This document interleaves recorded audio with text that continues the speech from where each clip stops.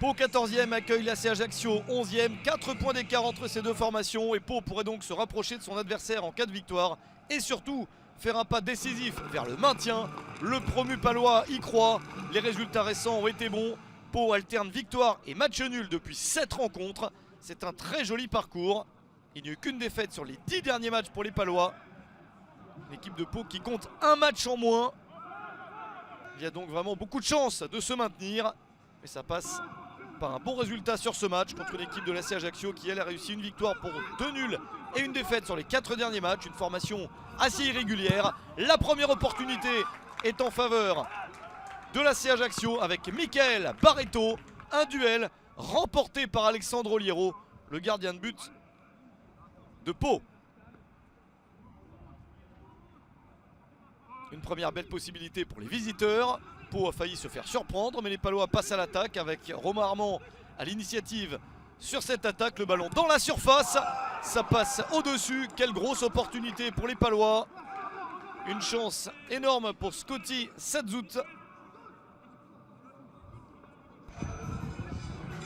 Le score est de 0-0 à la mi-temps. Ça avait été beaucoup plus disputé lors de la première rencontre entre les deux clubs. En Corse, l'AC Ajaccio s'était imposé 4-1 contre Pau. En seconde période, nouvelle occasion pour les visiteurs. Une tentative sauvée par Oliero. Petite possibilité pour Yanis Simignani, entré en cours de match. Le corner pour l'AC Ajaccio, une déviation de la tête et la reprise au deuxième poteau. C'est sauvé sur la ligne, il y avait le gardien plus un défenseur. Pau fait preuve de solidité. Sauvetage ici signé Erwin Kofi. La plupart des bonnes opportunités sont corses. Mais Pau réussit en s'approchant de la fin du match à trouver quelques possibilités. Voici la meilleure. Le ballon sur le poteau. Une balle qui roule devant le but avant de sortir. Vraiment pas de réussite pour les Palois avec Ebenezer Assifua. Le Ghanéen, ancien attaquant du HAC, est entré en seconde période. Manque de très peu la cible. Pau a failli arracher la victoire sur ce coup-là.